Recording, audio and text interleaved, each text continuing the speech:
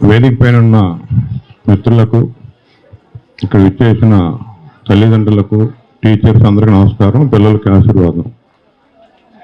మేము పిల్లల్లో ఉన్న సృజనాత్మక శక్తిని పైకి తీసుకొద్దామనే ఉద్దేశంతో గత 2 సంవత్సరాల నుంచి కూడా ఎన్నో కార్యక్రమాలు చేస్తున్నాం, మీ అందరూ తెలుసు.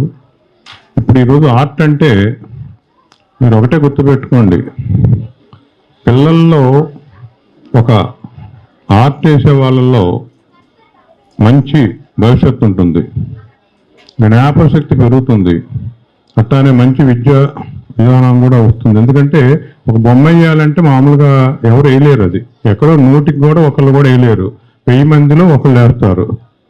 వేస్తున్నారంటే వాళ్ళలో ఎంత జ్ఞాపకశక్తి ఉండాలి, సృజనాత్మక శక్తి ఉండాలనేది మీరు గుర్తుపెట్టుకోండి. మీ పిల్లలకు కూడా అందరికీ కూడా ఆర్ట్లో మంచి ప్రయోజనం వచ్చేటట్టుగా చూడండి.